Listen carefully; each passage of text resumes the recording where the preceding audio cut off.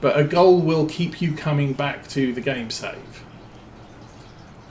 And each time, and add a different element. I look at things like old stream farm. Okay, I'm not going to run a tractor more than 180 horsepower. Because it's a small farm, small fields. You don't need a big tractor. You don't need big equipment. However, you might need multiples of equipment and multiple tractors, and use a lot of helpers. But it's giving yourself a challenge, because obviously with sandbox games, there's no winning condition. I will never win Farm Sim. Whereas with Terra Invicta, there are victory conditions. You get to the end, and you win when you finish.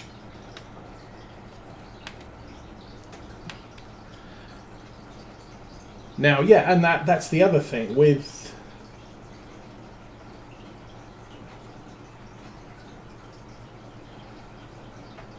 yes, I did watch most of his Oberon playthrough, and Callum DK, welcome. Long time no speaking. I've seen you. Was it?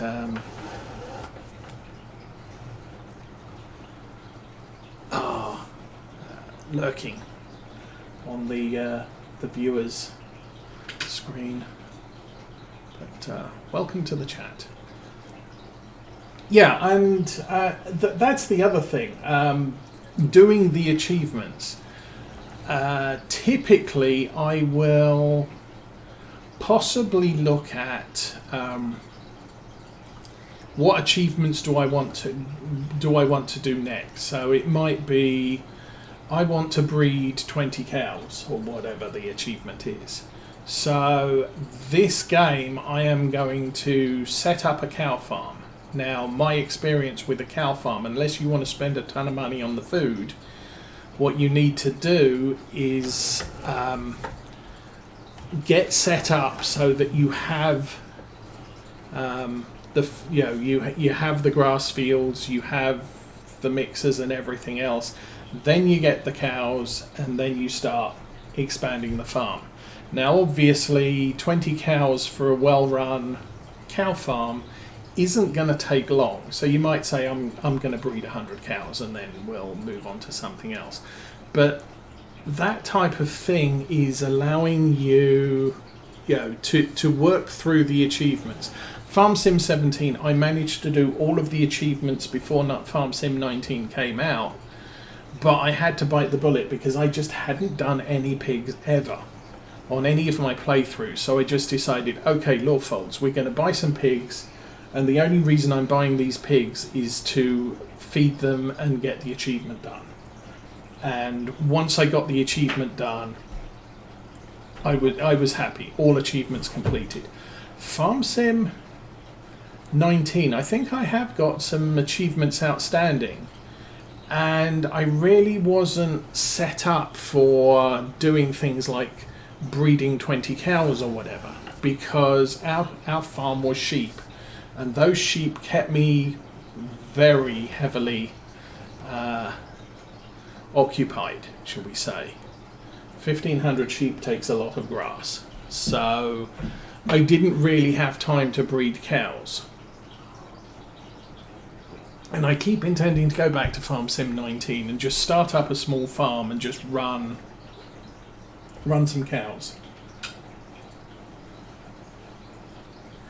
Now, that was the thing with Lawfolds. I started with sheep because sheep are obviously easy. Give them some grass and they'll produce wool for you. Although obviously playing with seasons, they don't produce much wool because they only produce wool during the spring. And then we bought the cow yard, and so I had all the cows and all the sheep. And I didn't bother with pigs, and chickens weren't a thing in the 19. So it was really just a case of, oh, there's only one left and it's pigs, and the game I'm playing, I put about 700 hours in Lawfolds.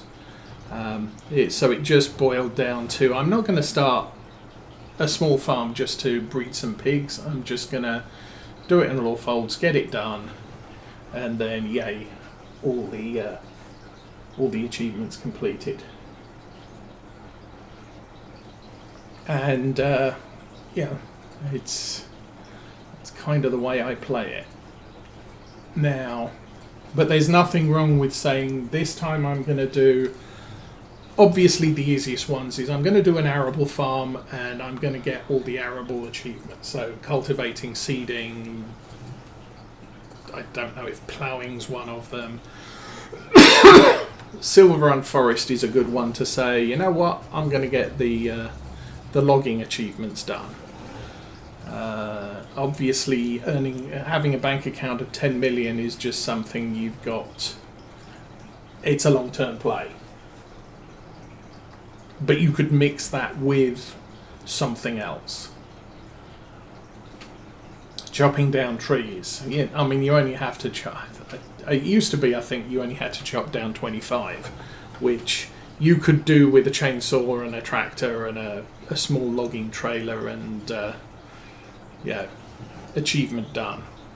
We did that in the first year on Lawfolds because I chopped down, over the course of the 700 hours, we chopped down every tree on the map at least once.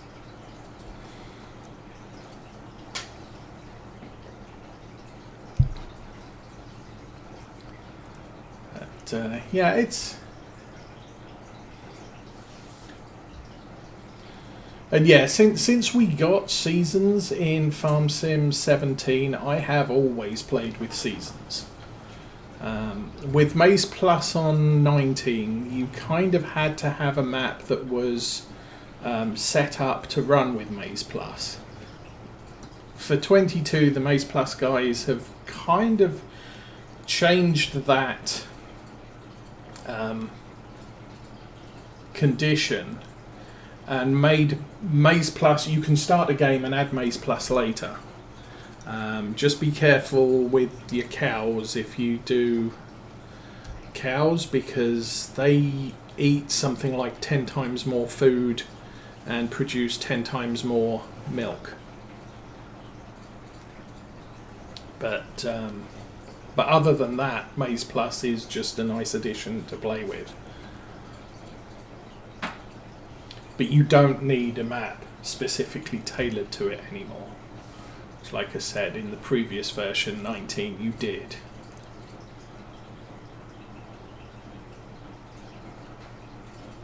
And the other thing, with Maze Plus, it affects the animal feed.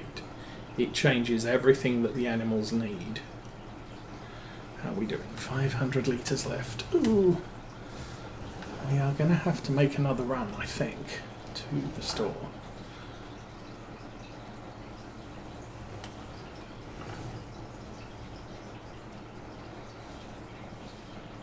Where am I living? I live in Michigan. It is nice and early in the morning. There we go. We are empty. Definitely going to have to make a run. So yeah, if we look at the cows, because this is a cow only farm at the moment. I might add pigs later. Now, actually, I think it's on the help. Farming basics, crops, animals, precision farming. I'm not sure if... No, it doesn't say. So we have to give the cows different food than normal.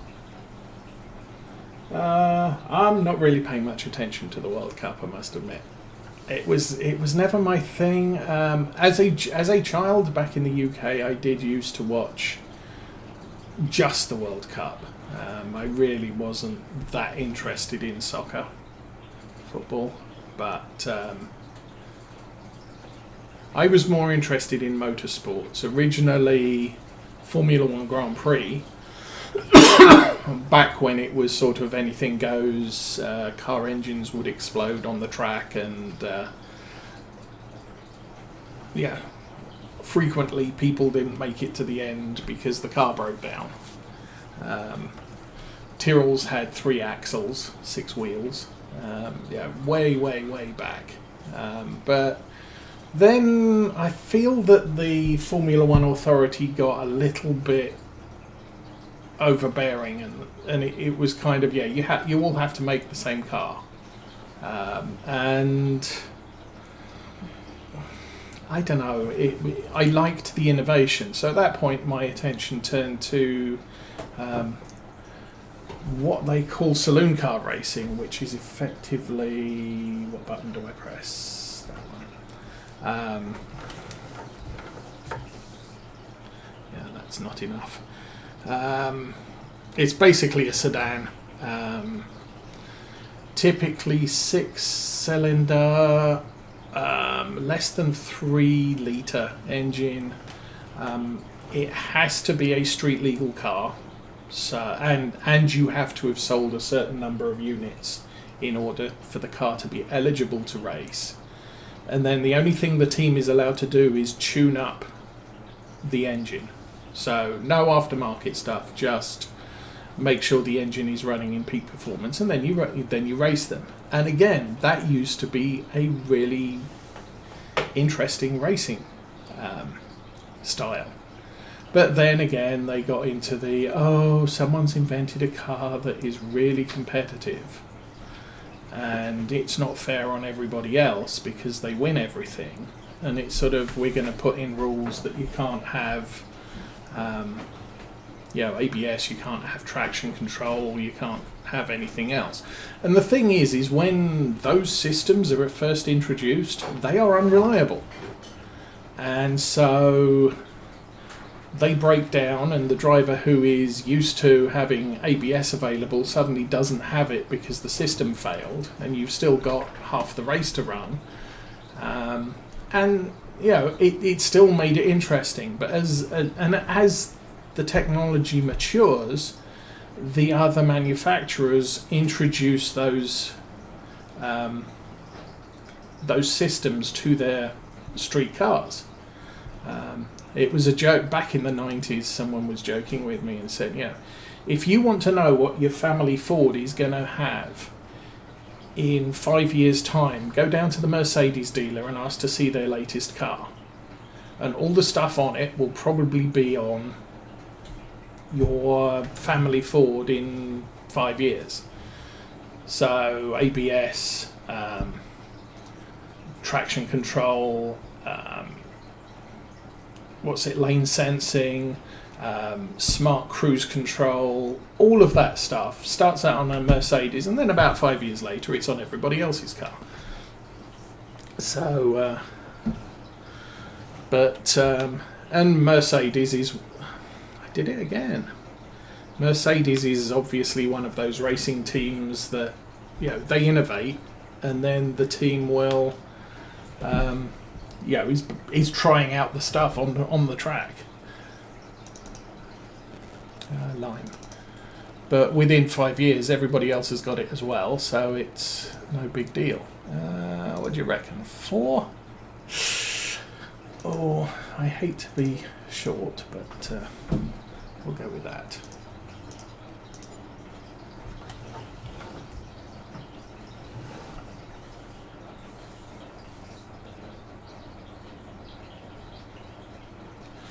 I do not have plans to ever own a farm.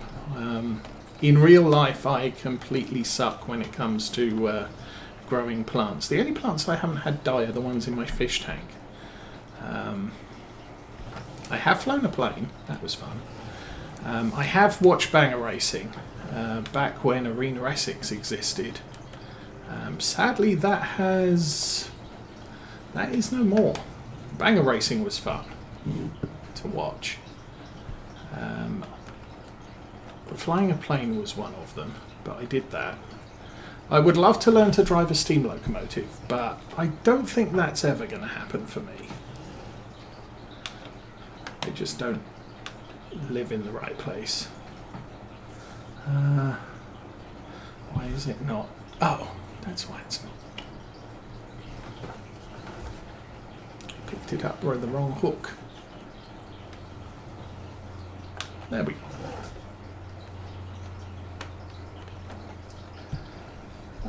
Sure. I'll trade you a sad story for a good banger racing story. But you can go first.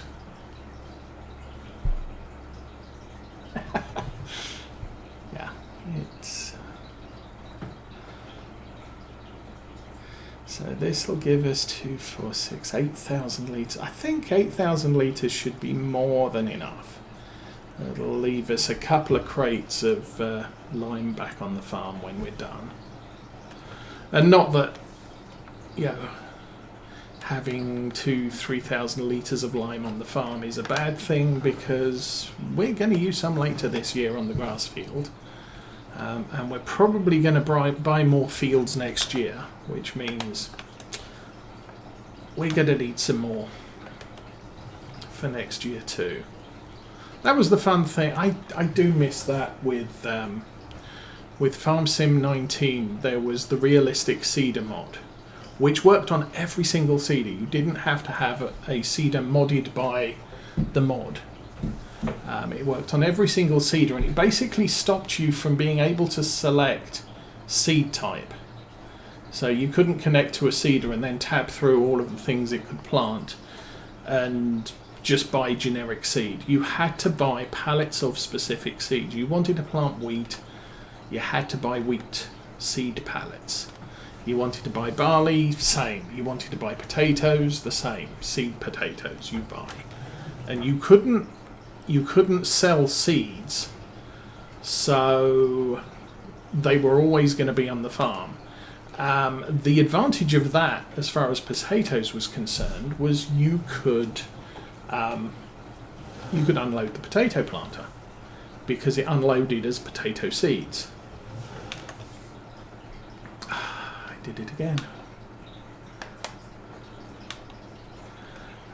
And you know, the nice thing about that was, you know, that obviously for some people the annoying thing about that was that you know, you ended up with 500 litres of wheat seed left over, and you're going to have to plant some wheat sometimes, or that's just going to sit in your yard and be, you know, it's finances that you can't spend, you know, that you've wasted.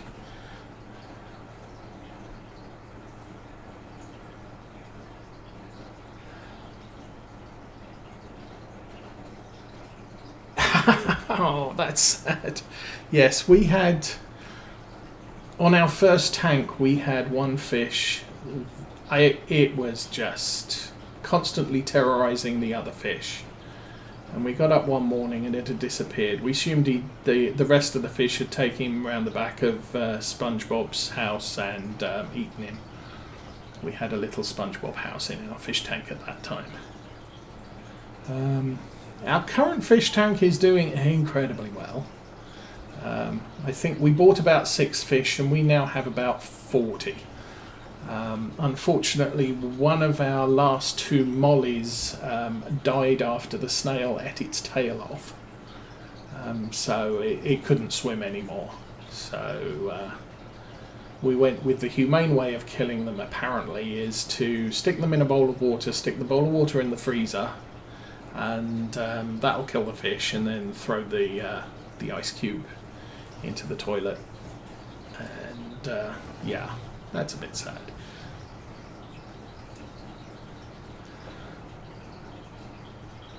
I think the fish had been feeling a little bit unwell. You know, sometimes they'll just sit on a rock all day and they'll swim around to eat, but they're not feeling great. And a lot of the time they get better, but this one the snail got to, so sad. But like I said, the fish are breeding at such a crazy rate. They're live breeders, so they don't lay eggs They, I can't remember the words. The biological words that the baby fishes grow inside them and then pop out, and the baby fishes all go and hide in the rocks so that they don't get eaten by all the biggie fish in there, and then the ones that survive join the crowd. So yes, Arena Essex, there was a banger racing event, and the way they ran it, they ran three qualifying heats, a best of qualifying heat, and a final. And if you made it through to the final and finished in the top 3, maybe the top 5, you got a reasonable amount of money as a prize. You got a small prize for winning the qualifiers. So you basically had, I think they raced 28, 30 at a time. So you got a third of or a quarter of the final cars were picked from each of the earlier heats. Heat 1 was first race for everybody. Heat 2, similarly, although it was the first race for everybody in that race. And then Heat 3 was also another heat of new racers. Heat 4, which was the final qualifier, was everybody who still has a car that can run can race in this one to qualify for the final. And then the final was made up of the top 6, I think, from each of the qualifiers. Well, one of the qualifiers, one of the guys rolled his car on the corner. It was a short loop course, so basically an oval track, and he rolled it on the end bend, halfway around it, and so the marshals were all out with red flags waving at that corner so that people would behave themselves. One of the racers stopped in front of the car, sideways on, so that if anyone came around the corner and completely misjudged it, they would hit his car, not the overturned car. And it gave the guy who was trapped in an upside down car the opportunity to climb out and run for the sidelines, which is what he did. So, nice, noble gesture. And they got to the end of the race, and the announcers sort of announced, number 24 was the winner and all the rest of it, announced the qualifiers, and then added the guy who rolled his car and the guy who parked up and basically gave his race away by protecting the overturned car, and said, and these two guys are also qualifying for the final. And the cheer that went up from the crowd was incredible.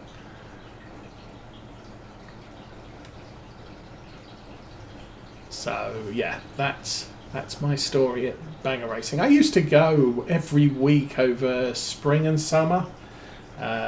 They used to have a transit van race on the bank holiday weekend of last weekend in August. There was basically mostly Ford Transit vans, which was funny, because obviously transit vans aren't the greatest thing for racing, especially not 30-year-old ones that are falling apart.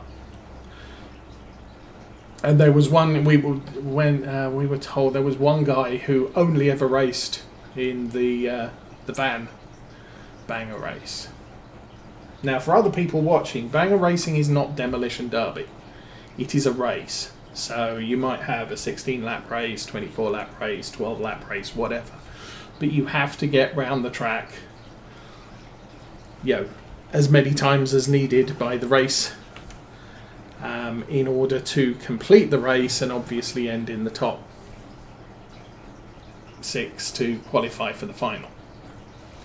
However, it's not a non-contact race, so just because you're racing doesn't mean you can't hit all the other people on the track. But the goal is not to wipe out other people's cars. The goal is to complete the race and win. I know Americans tend to go for demolition derby, which means that the winner is the last car moving. But that's not the point of banger racing. Banger racing is a race. At the end, yeah, that's the thing. At the end of the season, it's not so much a demolition derby, but it's the last meeting of the season, and grudges do come out. And at that point, it's my car started off as a banger and is now a total wreck, and I'm going to need a new one for next season anyway. So if it gets destroyed in this final race, it's not a big deal. Typically, they had two. A lot of people would drive Fords. You had the Ford Granada, which for everyone else would have been a Taurus, and then the next model down. Now the Ford Granada was the big, slow, heavy car, and it wasn't going to win races by speed, but it did have a lot of should we call it stamina. It did take a lot for to take it out of the race. The smaller Fords would last less time because they weren't as heavy. They would bend easier, but they were a bit quicker because they were lighter. In my day it was the Ford Sierra would have been used as well. But yes, the smaller cars, they go faster.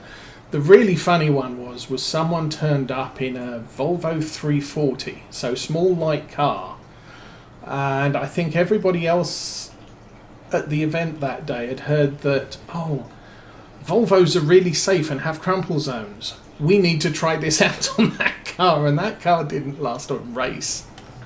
Everybody was just ramming into it to see how these crumple zones worked, which was quite amusing, and the car was a total write-off at the end of the race.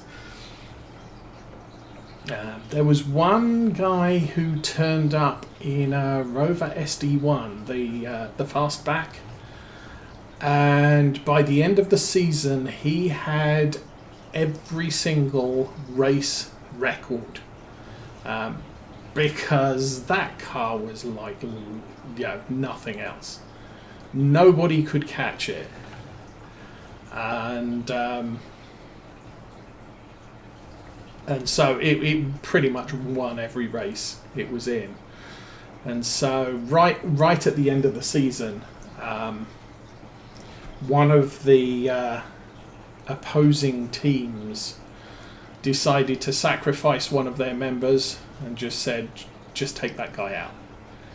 And so the guy spun the car round about halfway through and just went flat out at this Rover. And the whole front end of it just disappeared because the thing had no structural strength at all. And so everyone's like, wow, he did that. And